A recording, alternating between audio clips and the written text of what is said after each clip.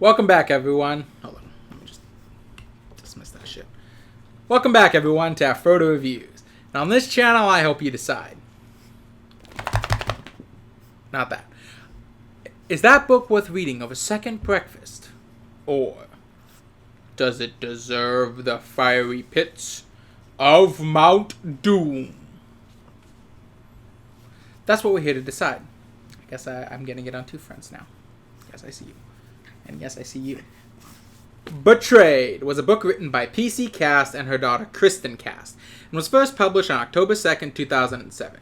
This book is a direct sequel to the previous book in the series, and one I reviewed before, Marked, taking place only a single month after the events that took place in Marked.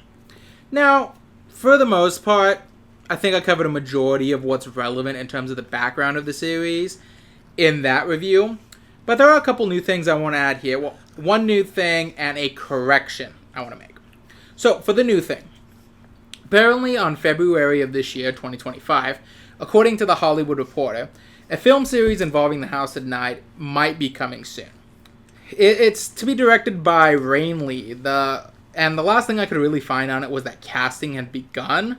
So far, according to PC Cash, she seems pleased with the current steps made to respect her work, which, yeah, fine. From an objective point of view, I do like when authors' works are respected, and they should be respected from here on out.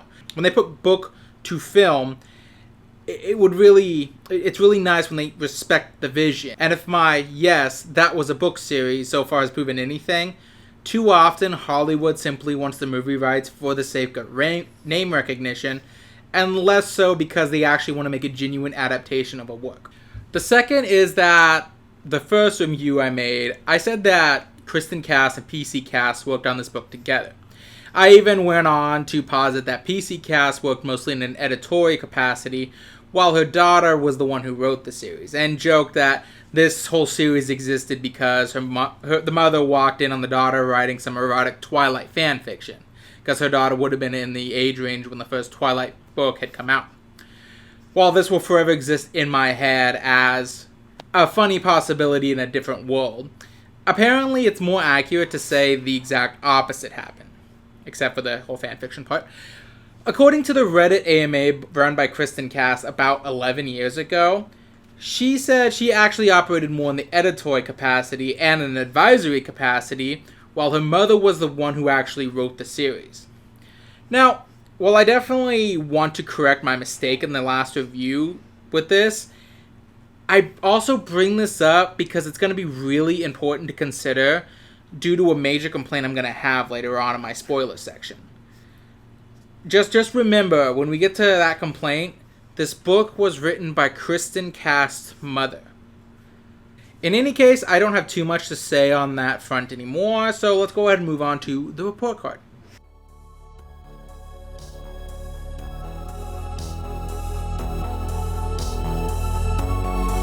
And now on to the cover!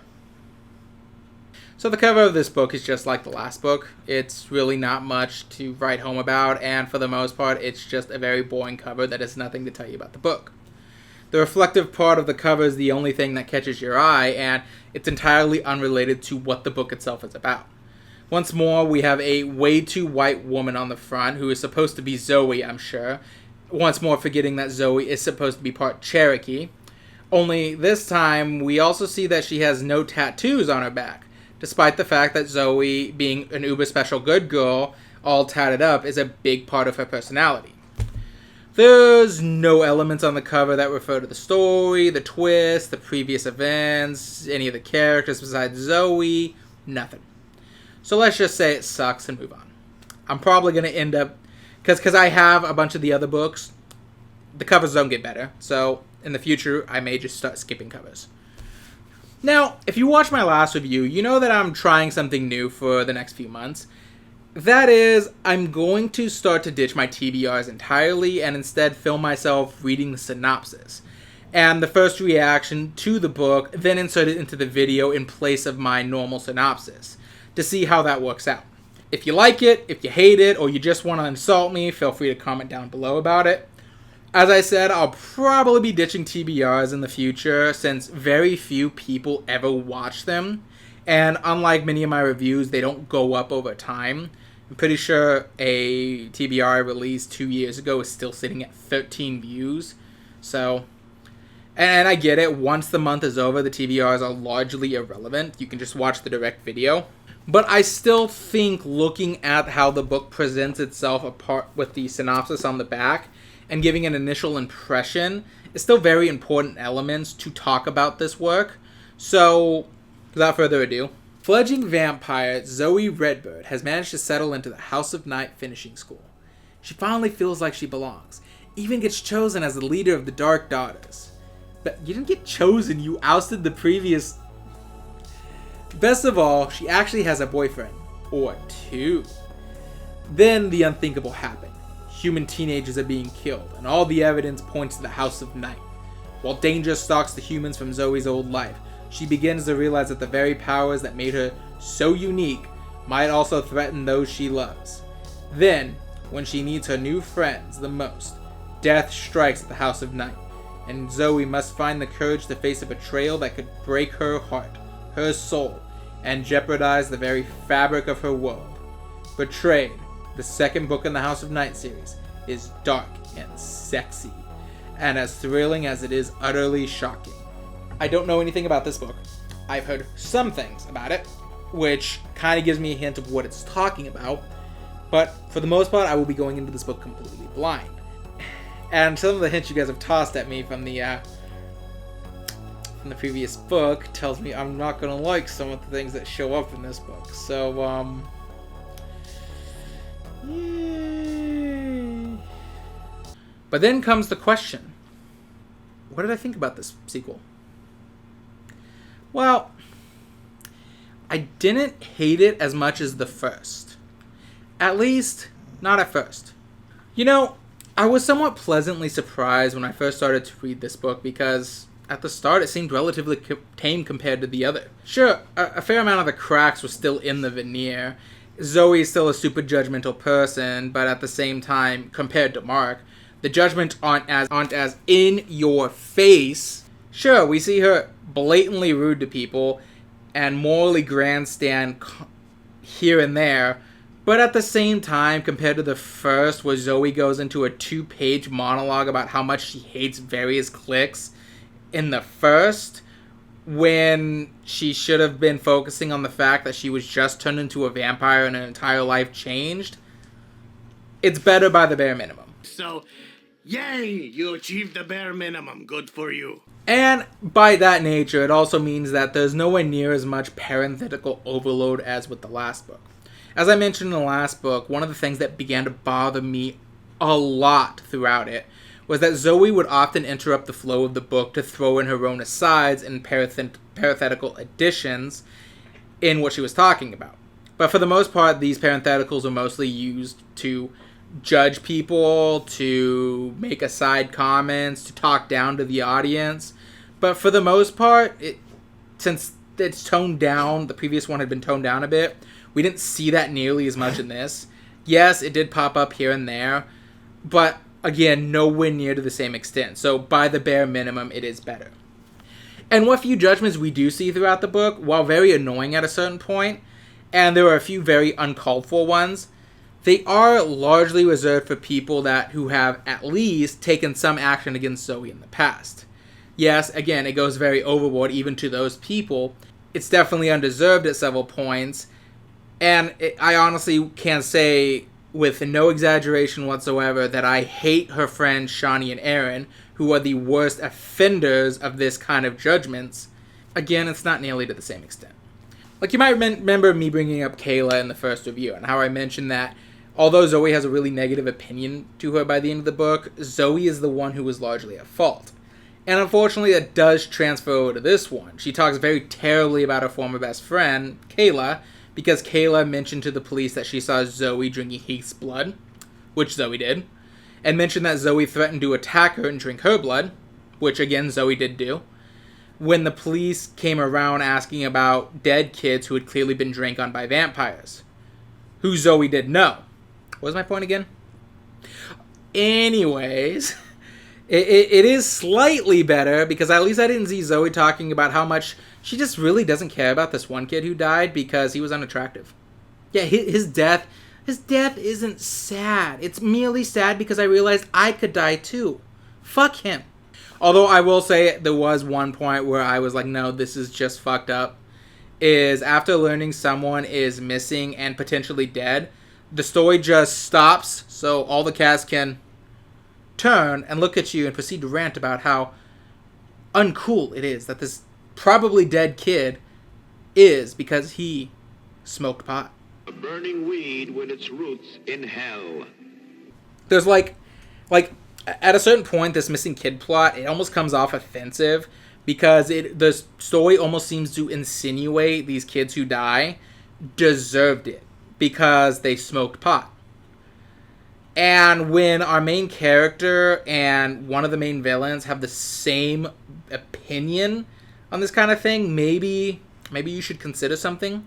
It's just seeing Zoe's friends sit around and talk about how, oh my god, that he was so hot, but then I found out he'd smoked pot, and so he's so gross. Ew. It really makes him come off like a bunch of cunt. Yes, I stole that joke. Anyways, and I'll be honest, there were way more things to praise about this book compared to the first one. Like, there was genuinely an emotional scene about a tragedy that occurs part of the way through the book, and the writing really makes me feel bad for the characters. While I do think that the author would eventually go on and ruin the emotional scene in the literal next chapter, I do want to at least acknowledge that this book did get me to feel the way it wanted to, unironically, in that moment. And that's genuinely praiseworthy in a book where I really didn't like any of the characters in that scene. And it didn't rely on cheap tricks to do it, like you could say in Crickets, where the author's main way to make us hate somebody is by using animal abuse.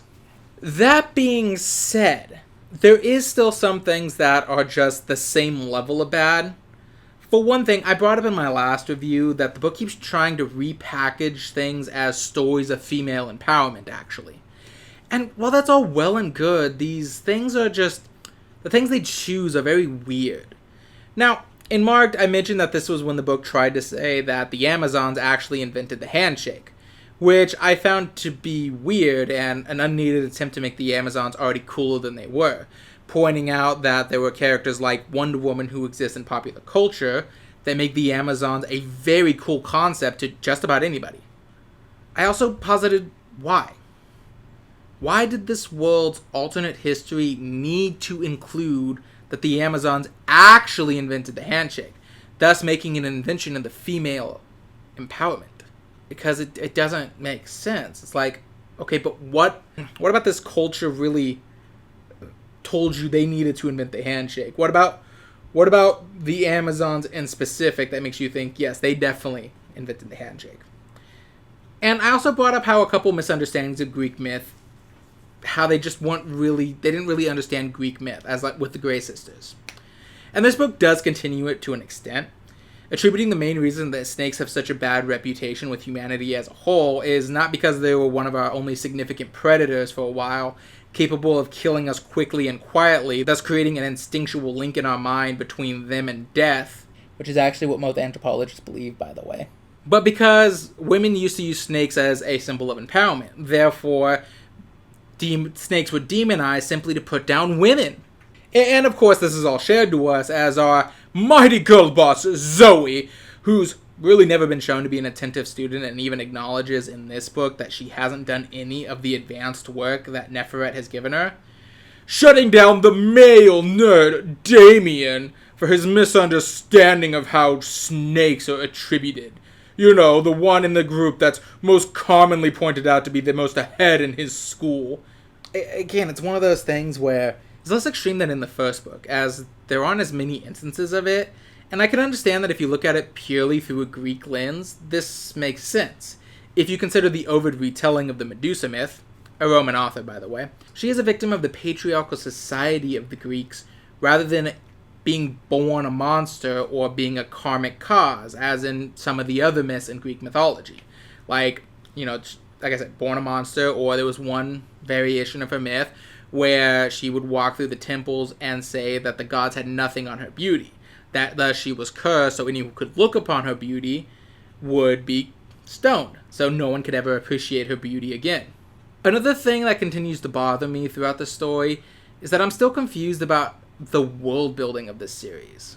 Namely that vampires are supposed to be this persecuted, downtrodden people by humanity, operating in the minority in terms of populace, but are superior in terms of physical and magical capabilities. But the book continues to disrepute that at every chance it can get. Basically, every famous person who ever existed is some kind of vampire.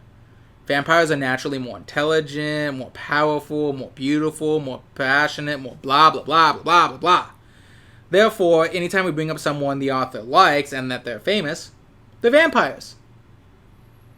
In this book, basically every famous poet's a vampire. Every movie star is a vampire. Every famous author, vampire. Steve, down the street, that nice bloke? Yeah, vampire. But the problem with this is the story is telling us one thing and then showing us another. Vampires are hated. They're persecuted. They separate themselves from humanity because humanity just doesn't understand them. And thus, the separation causes even further misunderstanding and dislike on both sides. The vampires hate humans, so they stay away from humans, which causes humans to misunderstand them more, and thus hate vampires more, which causes vampires to hate them more and isolate themselves even more, thus creating more hate for the humans. Except no. Every famous person in the world is a vampire. Hugh Jackman, vampire. William Shakespeare, vampire. Robert Frost, vampire.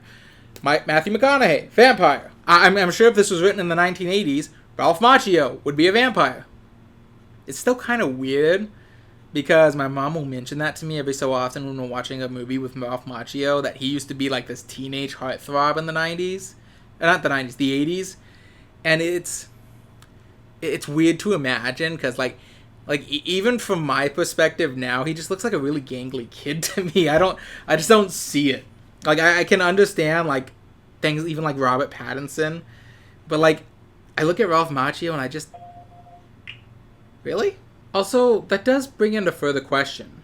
In a world where vampires do exist and are stated multiple times to be biologically immortal, therefore they can live forever as long as they aren't killed, shouldn't figures like Shakespeare and Robert Frost still kind of be walking about today? Shouldn't all these very famous poets and musicians and movie stars that are said to be vampires still be alive and kicking, continuing to put out works? Wouldn't it have been interesting to, say, include a class where Shakespeare comes in and gives the students a quick lesson about doing poetry or something? Or are we just name-dropping them to name-drop them? It's largely what PC Cast is doing in this novel. It's, oh, I like this character. I like this character. It's, oh, I like this person. Vampire.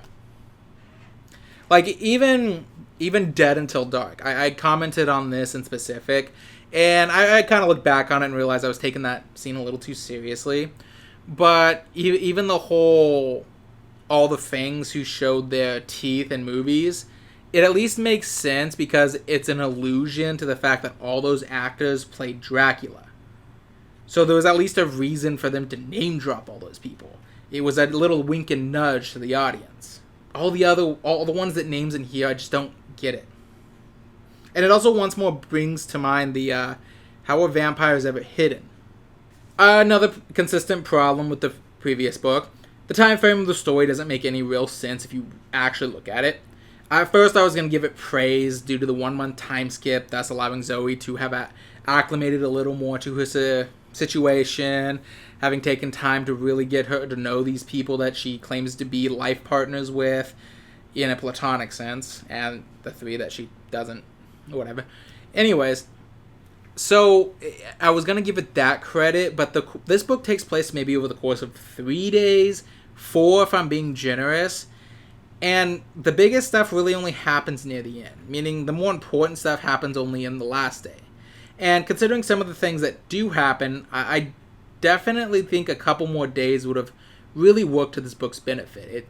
Not everything has to happen like that. It just gives this breakneck pace, and that when you step back and look at it, it just doesn't make sense. This town should be absolutely freaking out. 2 teenagers were just murdered. a fake bomb threat was called in, etc., etc. This town should be like on high alert.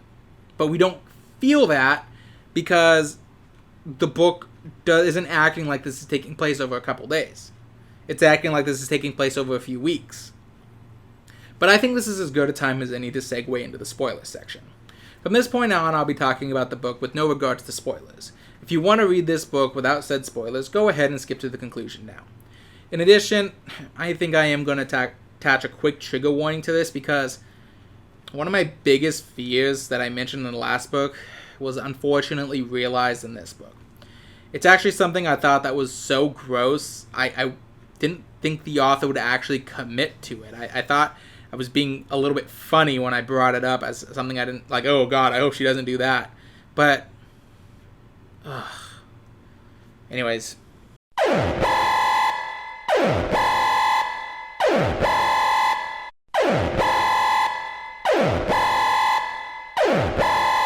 So real quick, first things first, I'm going to start this spoiler section off with a positive.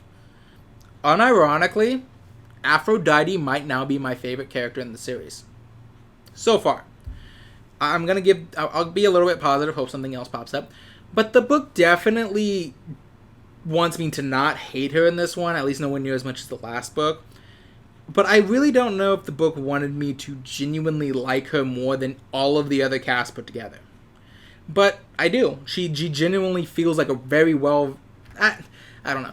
It's hard to say well-written character, but she does genuinely feel like a character that's complex, that I actually kind of want to see more of. I hope she gets bigger and bigger parts throughout the story, because as she is now, we learn about her past. The fact that the reason she acts the way she did in the first book is because her parents are physically and emotionally abusive, literally forcing her to be the best of the best, or they retract any semblance of love for her, though they make it very clear they see her more as an asset than a daughter. And it really puts into perspective Aphrodite's powers are less of a gift and more of a curse. One of the things that you really kind of think about in this book, the more you get to know her, is that you realize this poor girl is constantly having visions of the future, and none of them are good. They're always about death and destruction. They're always about major tragedies. And from what we see in this book, she sees them through the eyes of the victim in there. When Aphrodite is giving a vision about Zoey's grandma potentially dying, she's in Grandma Redbird's shoes as Grandma Redbird is drowning. I don't think this excuses the blatant sexual... can't say that. I don't think this excuses the blatant essay that Aphrodite did in the beginning of the last book. But considering the book thinks that the only thing that was wrong with that scene is the fact that she wanted to popsicle a guy, rather than the fact that she was actually essaying him, I'm going to treat this whole scene as if it never really happened, as the book has since it happened. The scene was literally just there for Zoey to step on her soapbox and rant a little bit. Shame on you! Although I do think one of the reasons Aphrodite is by and far one of the best characters is because she's also one of the only ones allowed to call Zoey out on her bullshit. And while we're clearly not supposed to fully agree with her during these scenes, Aphrodite 100% has Zoey's number. Especially when she calls out Zoey for two-timing both her current boyfriends. But she doesn't just diss her, though. She disses her through a clear knowledge of literature. Like, ooh, girl, you burned her ass to ash. And at one point, she rightfully tells Zoey off for her overly harsh judgments of her own mother and stepfather, I guess, that while they are bad, Zoey acts as if they're on the same level of Aphrodite's parents, who Aphrodite knows Zoey has seen them physically abuse her when she did something that upset them. Whereas the worst we've ever seen from Zoey's parents is the dad is ultra-religious and the mom kind of just does what he wants. And that's not to diminish Zoey's trauma, but at the same time, Zoey can't be out there saying, oh yeah, well my parents are just as bad as yours. You know, the ones that hit you and say you're worthless unless you're getting everything you set your mind to. So on to the emotional scene I mentioned before, because I kind of want to talk about this, because even though I praise it for being a really good emotional scene, it does kind of ruin it. And that is Stevie Ray's death. Zoey's best friend is Stevie Ray, and she dies in this book. Or, well, she should have died. You see, the emotional scene I was talking about and praised actually worked because I felt that Stevie Ray's death was a genuinely much needed emotional gut punch to Zoey that gives her a personal loss to deal with.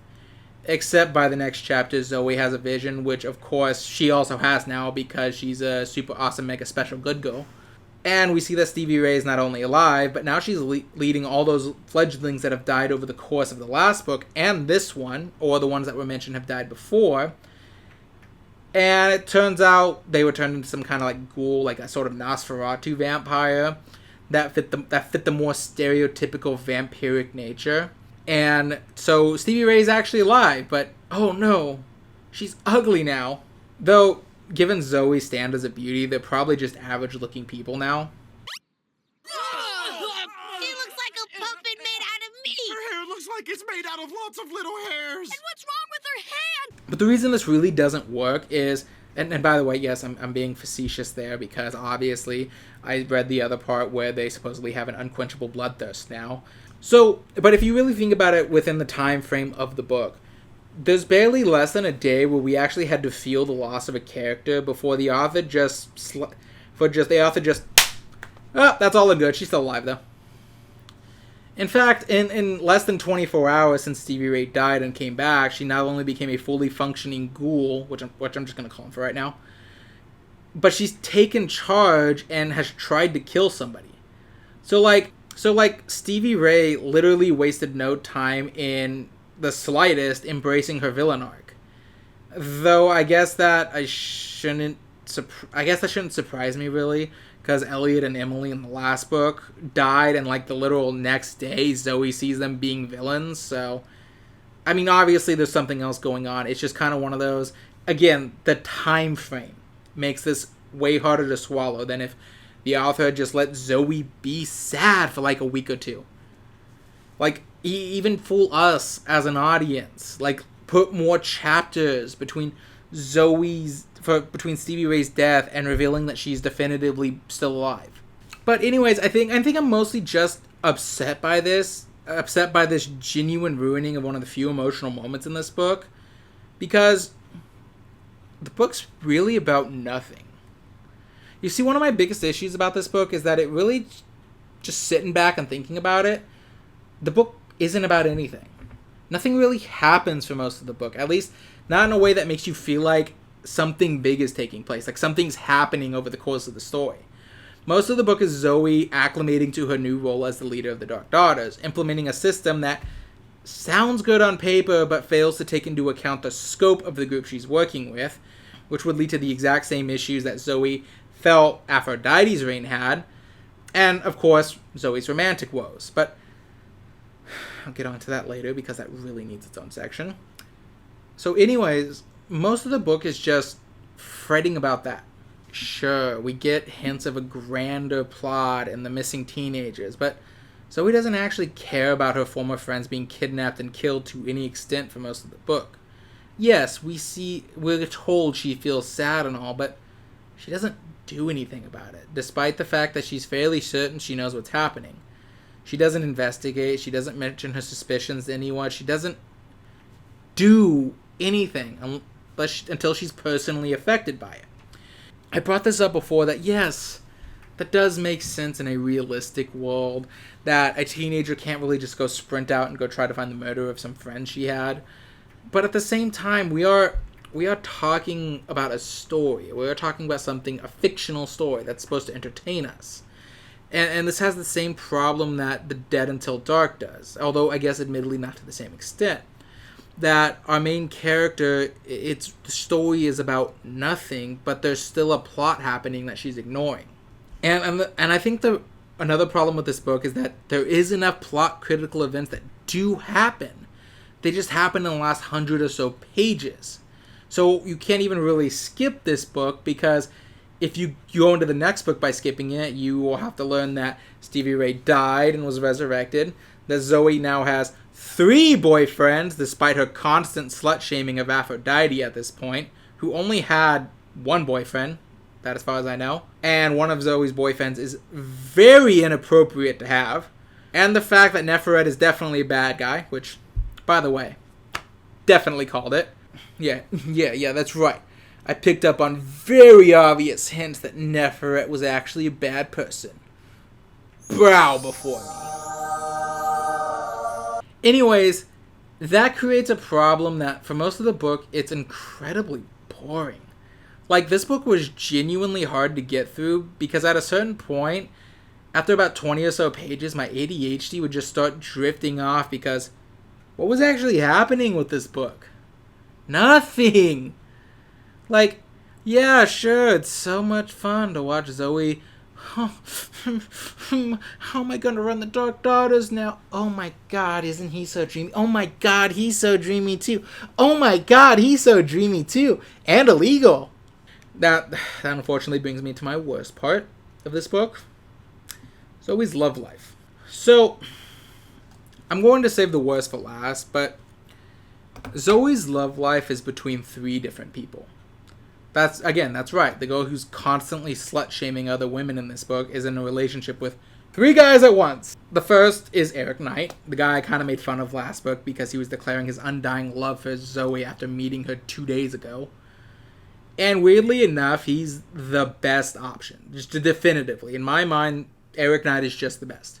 He's kind, he tries to be romantic, he shows clear concern of her, thinks of her when he's separate from her, and clearly takes an interest in her struggles and hobbies. He shows an understanding when she admits she still cares for Heath, her ex, and even though he's very clearly hurt by it, he still helps her save Heath when it would have been easy for him to wash his hands. Frankly, Zoey doesn't deserve him. He's gonna get a character assassination of the highest degree, isn't he? Because that's the only way it would make sense, right? Like, you can't write a guy that's this good for your character that Zoey's actively cheating on with not 1 but 2 guys and then still make her coming out looking like the good person if you don't character assassinate him really hard. There's no doubt in my mind that Eric Knight is not going to win. I brought up in my 4th Ring review that if you ever have a love triangle in a YA book and the main character is a female, the romantic, understanding, caring boyfriend almost never wins. If it's a male, maybe. But if it's a female, that's the person that always gets left behind. Although, in fairness to this book, there's none that are really the dark, brooding asshole. So I don't know. I can honestly say I don't know how this love, not really a triangle because there's 3 of them, so like a polyhedron or something, whatever. I don't know how this is gonna work out. I can at least give it the credit that it's not super obvious who's gonna win. I just know Eric Knight's not gonna win. Now the second is Heath. Now, Heath had me going for a bit. I actually thought it was pretty fair that he was still interested in Zoey and Zoey was still interested in him, as him and Zoey never really broke up, so much as she became a vampire and had to suddenly cut off all of her contacts with the human world. There's a long history there, as it was mentioned they were friends before they were even dating, and we saw in the last book that even if he did have some vices, he clearly still loved Zoey, and she, to some degree, still cared for him. Too bad he actively takes advantage of her addiction to get with her. Yeah, Heath gave me the ick to a degree, because that's the worst part is he's not even the worst fucking love interest. But Heath gave me the ick to a degree because he basically does take advantage of the fact that he knows Zoey is uncontrollably drawn to his blood and uses that to his advantage against her consent. Like, she literally tells him, don't do that, and he still cuts himself so he bleeds and she'll be encouraged to lick him. Now, the reason this doesn't completely make me hate him is that the book makes it fairly clear that he is just as addicted to the feeling of her sucking his blood as she is to drinking it. This is more of a case of what feels like 2 addicts relying on each other to fill their vice. And while what he did is definitely wrong and gives me major ick vibes, it doesn't make me hate him with the fiery passion I feel like I should be hating him. And like I said, that's largely because it feels like this relationship is based entirely on the fact that they're addicted to each other. I don't care what the narrative is trying to tell me that vampires can't actually get addicted to blood, even though it fills them with a strong sense of euphoria and makes them feel power. Because, Drugs aren't like that at all. You can only ever get physically addicted to something, never emotionally. Believe that cocaine can give me all my fantastic abilities, like my heightened reflexes, or my incredible stamina, or even keeping me in shape like this. That's coke. That's definitely cocaine. I don't think these two should end up together personally. The problem is, if Twilight is any indication, this is about the time where this sort of romance was considered good. Even Ice Planet Barbarians takes advantage of the fact that two people have something outside of them affecting their feelings for each other without their consent as something that's ultimately romantic rather than disturbing. That you know, it doesn't matter if these people actually hate each other or not right for each other or something else, because something outside of them is telling them, no, you work together, and so you're going to be together whether you like it or not. You don't have a very intimidating buck, you know that, right? But I'll be honest with you, I will take Heath any day. Hey, and you know, maybe this might even be the reason I don't hate Heath as much, is because the third option is by far the most disgusting and the worst one. Now, you remember what I told you at the beginning about how PC Cast, a mother, wrote this book with her daughter, who was in the age range of Twilight when it was first published? Well, the third romance of this book is between 16-year-old Zoey and her 25-year-old teacher, Loan Blake. Will always equal the sum of the squares of the other sides. Any questions? I don't want to spend very long on this one, and the reasons this romance is wrong should be plainly obvious to anyone with two working brain cells. This romance gave me some serious ick vibes throughout the entire book, because I don't understand what Cast is going for here. The sections read like Blake is grooming Zoey. And as terrible as this will sound out of context, I do hope that's what the reveal is. That Blake is actually 100% in the wrong for indulging Zoey's clear crush on him. And that actually he's a very villainous character who's taking advantage of somebody. And that this whole plot line is not in any way, shape, or form acceptable for either side to be indulging in. And that's not to excuse Zoey's hand into it. Zoey has a boyfriend, and yet she's actively pursuing Blake.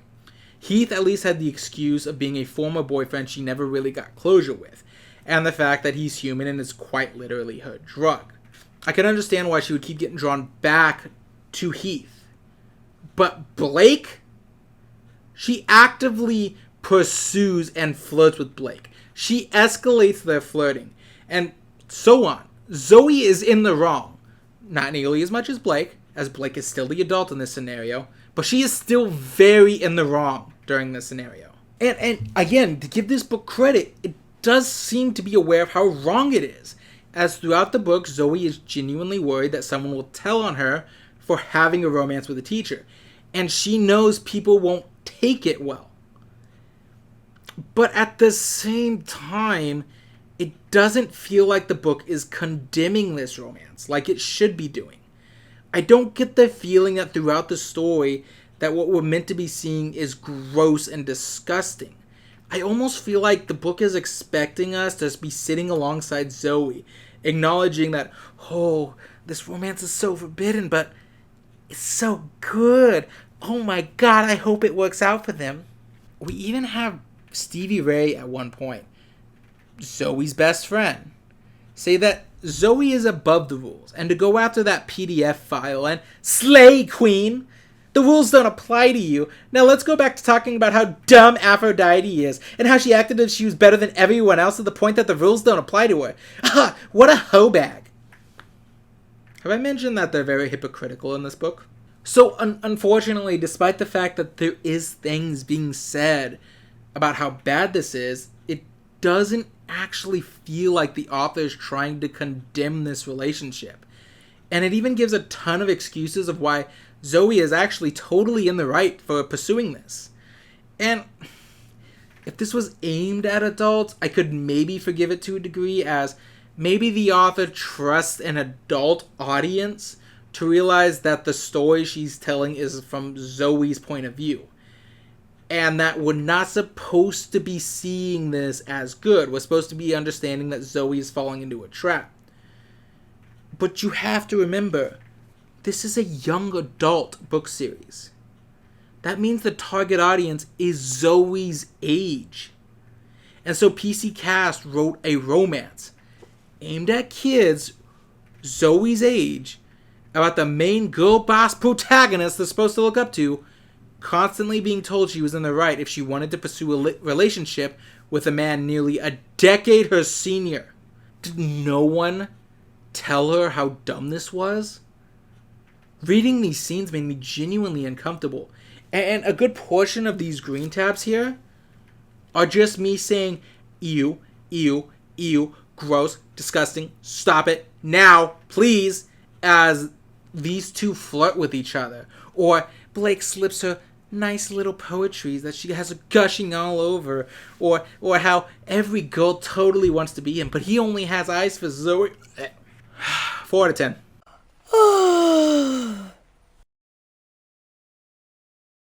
So, it's hard to compare the two. If you catch me in a more favorable mood, I would say that Betrayed, despite having the same score, is a better book than Marked in most places. Zoey's less judgmental. There's more parts of the book that I actually liked in a non-ironic sense. Aphrodite and Eric Knight are genuinely decent characters versus the nothing burger that Eric was in the first book, and how hateful and judgmental the rest of Zoey's friends are and were. So, I mean, I guess Damien is alright, but he doesn't really have much of a personality beyond being the gay nerd. But, I genuinely, I think that is Damien's entire personality. He's just gay and a nerd. If you really want to discuss this, there's a lot of tokenism in this book. Okay, there's a lot of characters who are just defined as what minority they're in. But if I was in a less than favorable mood, I would say this book is easily worse, because it has way worse material. Zoey was hypocritical in the first book, but she's much worse in this one. And the fact that this book has a relationship between a 25-year-old and a 16-year-old, and it doesn't seem aware of how terrible it is, it makes it genuinely hard to read through sections of this book. Unlike the first, which, while I don't agree with the majority of it, I was never disgusted with it to the point that it made my stomach turn. I can also say the first one was a much easier read. It felt like stuff was happening. We were learning the world, and we were getting to know things, and Zoey had active goals of deposing Aphrodite. Stuff was happening. We saw steps being put in front of each other. Meanwhile, in this book, for most of it, it's just kind of like... And then the last 100 pages, oh yeah, there's a story going on. So it's genuinely hard to get through because there's just nothing going on. I've read actual 500-page books that go faster than reading this one did. And it's again, it's not like Crickets where objectively the writing is just terrible on all fronts. Like, I gotta be honest, I'm so glad that green is overwhelming in this book because that's largely a subjective thing, whereas all the other tabs are much more objective in their criticisms. Green is just my subjective opinion, mostly things that make me go ick, or like, I don't personally agree with that, and I think you're dumb for thinking that. But pink is more plot holes, blue is objective writing as, like there's no ifs, ands, or buts about it, missing commas, missing parentheses, typos, stuff like that, and orange is just general clunkiness. Now, for the most part, I am glad I read through this, but I do think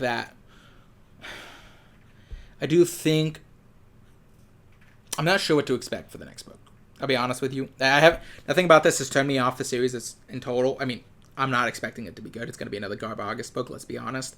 But, like, there's no way that PC Cast is going to commit to that romance, right? She like, I cannot. I would have seen much worse hate for this book online if I looked it up and then found out that, like, oh, this book series is in a lot of trouble because, you know, it features that. Like, I mean, this book was banned in Georgia, I think, because it was about vampires and a preacher didn't like that.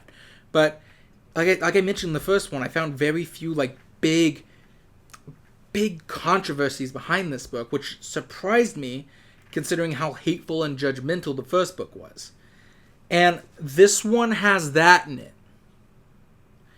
So obviously, I'm hoping that Lauren Blake quickly becomes a non-contender. I hope Zoey is genuine when she says, I'm going to cut off all contact with Lauren Blake at the end of this book. I know she's not going to. I know he's going to reappear in the next one. But yeah, I guess most of my predictions still stand from the last one that didn't get proven. I think I mostly just got proven right in this one. So, this. Yeah, no, I got nothing. Apart from that, I really don't have much else to say about this book. I'm just going to wait to see what. I think Chosen is the next one. I'm going to go wait and see what that brings me. So, with that being said, just remember, with every book comes an adventure. And every adventure is worth having. Even the bad ones. So that everyone.